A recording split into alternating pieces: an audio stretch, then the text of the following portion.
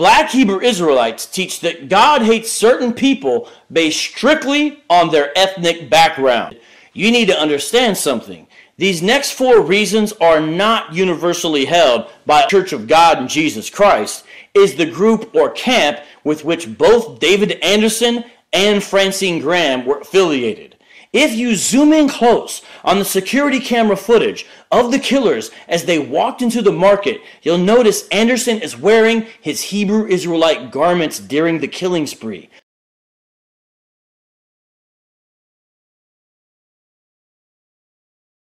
Perhaps even those of the ICGJC. Interesting, because I feel like on the inside of the church, we're fighting this historical context you talk about. In other words, we love the blessing of the cross, but we don't love to sit in it and realize this is what God's asking me to do, to die to myself and to live for him, whatever context that's going to look like for me.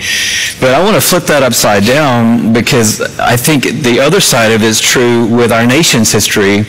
We understand the curse that was slavery, white people do, and we say that was bad, but we miss the blessing of slavery, but we miss the blessing of slavery, but we miss the blessing of slavery.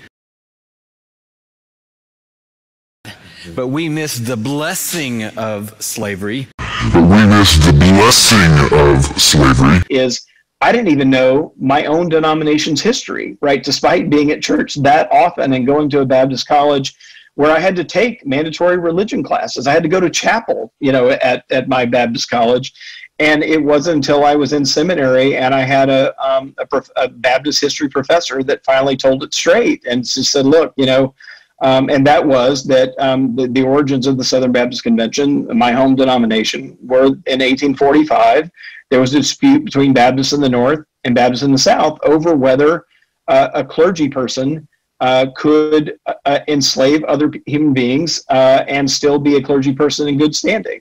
And Baptists in the North rejected that proposition, but Baptists all over the South accepted it. In fact, put it forward as a test case, and then used it to kind of form their own convention, and hence the birth of the Southern Baptist Convention. That's why that word Southern is in there. I mean, it was about making the gospel compatible with enslaving other human beings. Southern Baptist Convention in the middle of the 20th century became the dominant, largest expression. September 15th, 1963 was one of the darkest days in the civil rights movement. 4 young black girls, aged 11 to 14, were killed when a bomb exploded at the 16th Street Baptist Church in Birmingham, Alabama. The girls had been attending Sunday school. More than 20 other churchgoers were injured in the blast. It was the largest black church in Birmingham, a focal point in the African American community. It served as a meeting place for civil rights organizers in their efforts to sign up new voters.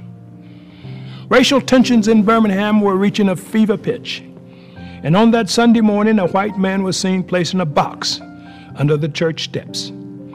A short time later, the box detonated, and the resulting explosion rocked the building, with 400 churchgoers inside. Immediately after the bombing, police clashed with enraged members of the black community. Before the day ended, at least 2 other black teens had been killed. I want to give all the praises and the honor to Yahawah, BaHaSHam, YAHAWASHI, BaHaSHam, RAWCHAA, QADASH, and double honors to the elder apostles and the elders of Great Millstone. Shalom also to you, brethren, you followers of the truth, and shalom to the elect. I want to go right here on this short video, if I can. I came across the video. I think I've seen this video before, but I just kind of wanted to link it because it seems that Vocab and all the Christians, or what he's primarily doing, is linking being a Hebrew Israelite, which in his mind want people to make it seem like we're inciting violence on communities and of hatred. Now, if you want to really go deep into that, he would need to go into Christianity, how Christianity has done nothing but incite violence and hatred, right? And there's many, many stories of that. In fact, it's history, going back to the 1800s, 1700s, 1600s, even further back, how these people, and what we'll say is the Edomians, have forced us to follow different religions, and have murdered families, have kidnapped families, right? Bombed families and churches. And guess who did that? Just like Dylan Roof. They were Christians. So, that being said, if you're going to say a few guys that I don't know why somebody would put on a garment and go run up and shoot a store or whatever, knowing, which we know it's all set up. I believe it anyway. So, this is nothing new, these stage tactics and what they're doing. And you cannot link, and he'll sometimes say not all Hebrew Israelites. So you can't sit up there and blame this and make this a Hebrew Israelite thing. If not so, you need to make it an individual thing, because you got Christians that hate different nationalities of people. So then now you would have to do videos on them, right? And bring out the truth of these white nationalist Christians who are literally like the Klux and the Kluxes, how they went around with the cross and literally did that. And literally destroyed homes. They didn't get up in a group. First of all, us as so-called black people, we're not in any kind of power to even put a stain on any community. But those people that was in power, that told us that we couldn't buy homes, even in communities, right? We couldn't buy land, right? Even when you got out of slavery, they passed vagrant laws. So when the slaves were so-called free, if they was caught roaming around, they would pick them up and throw them in prisons. This is the beginning of them creating situations and sending us in the trap house, so to speak, to get locked up. That's what it is. That's what the real trap house is, prison. Okay? So they set all that up. And then this is why you take an oppressed people who use drugs to get out of their hell. Then you push drugs in the community and you lock them up and put it on drugs. Then you lock them up in the name of drugs, the war on drugs. Then you send a Catholic priest into the jail, or some Catholic minister or preacher who will go give you a pamphlet of white Jesus and try to tell you to convert, when it's those people that was responsible for pretty much the destruction of our people. So why should we read that pamphlet? Why should we follow Christianity, this false Christianity? Who were we before we were Christians?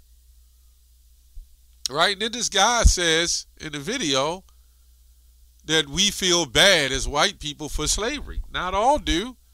You know how you feel bad? Give back the wealth. No, they're not going to do that. They're going to tell you we're all free, we're all equal, we all need to work and obtain what we need to obtain, and the gloriousness of our homes and our careers, which they had generational wealth and generational establishments and businesses. And then after they so-called make everybody free, you destroy a people so low that when everybody, all of a sudden everybody's free, then now all of a sudden we claim equality. It's still not equality.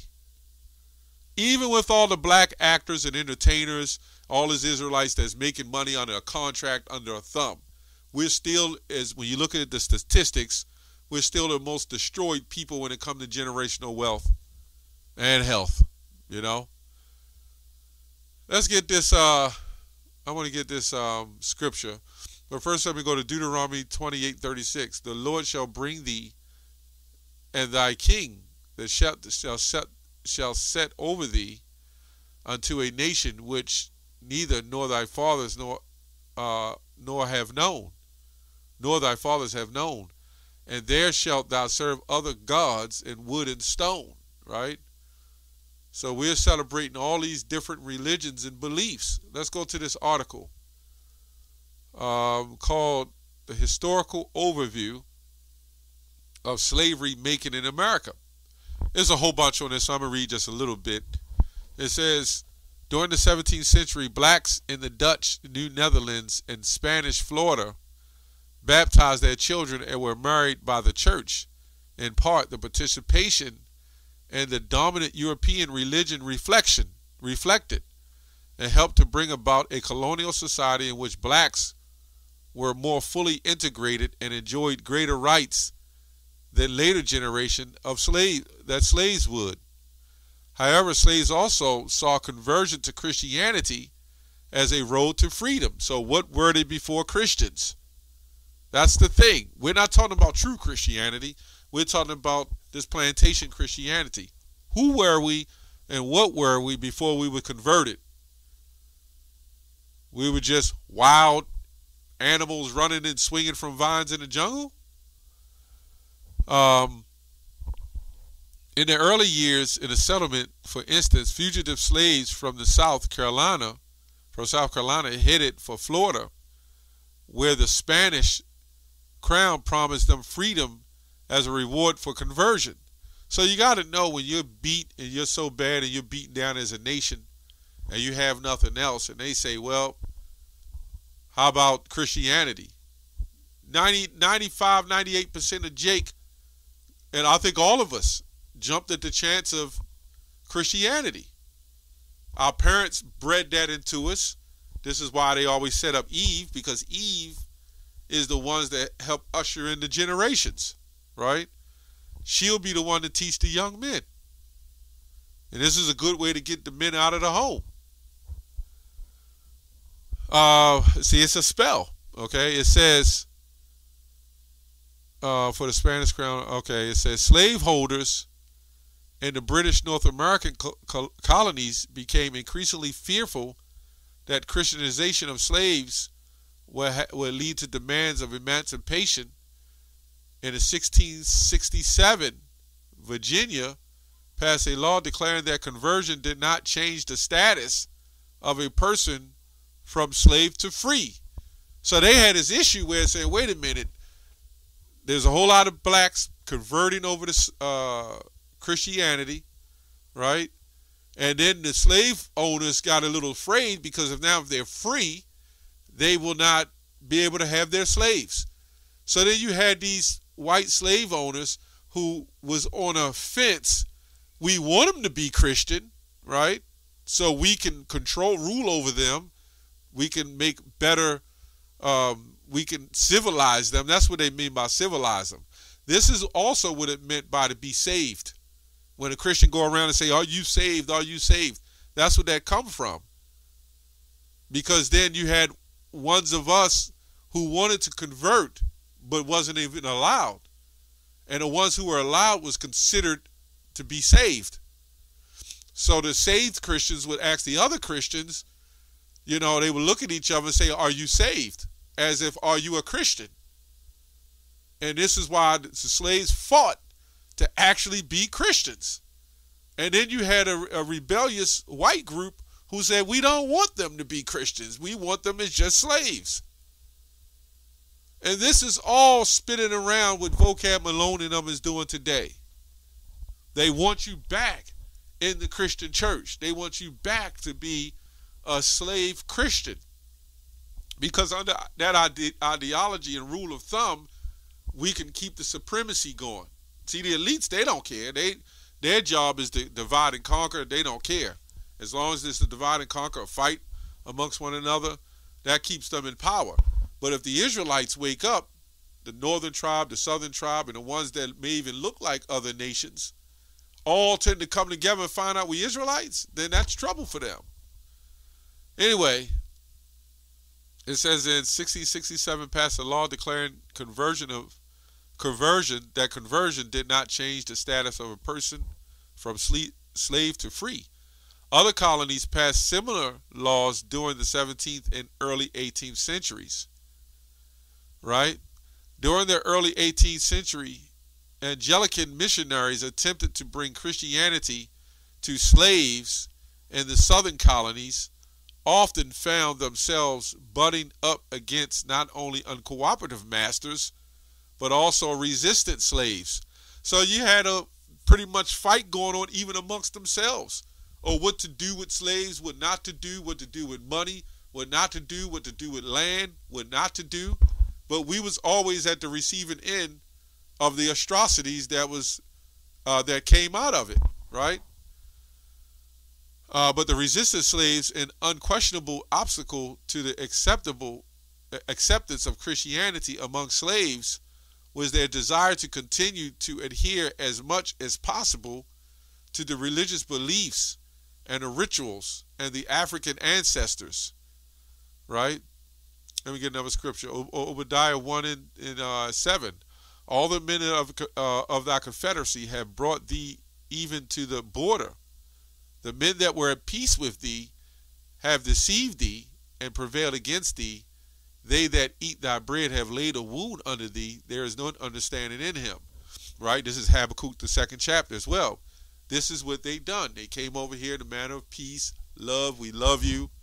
We can set up some treaties and we can all get along. We can all split some land and sharing. And this brings me back to the intro with the Jake sitting in the chair, and the guy was saying that the slavery is a blessing. And he went on to say because it helped white people and black people learn the differences. And the Jake was just sitting there nodding his head. See, only they could get away with that.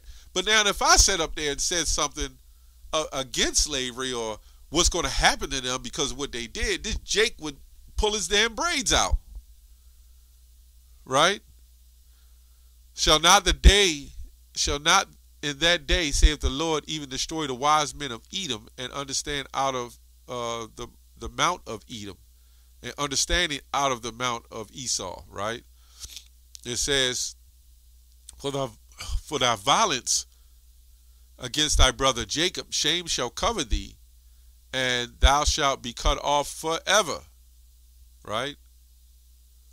And that's just what it has to be. Shall be cut off. And when you, let me just read this. And the house of Jacob shall be a fire, and the house of Joseph a flame, and the house of Esau for stubble.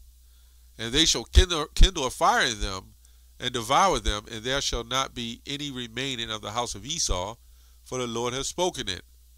So now you have Christians who say, you know, and this is another thing about the scriptures. When the scriptures is written, it goes in the past and the present and deals with the future.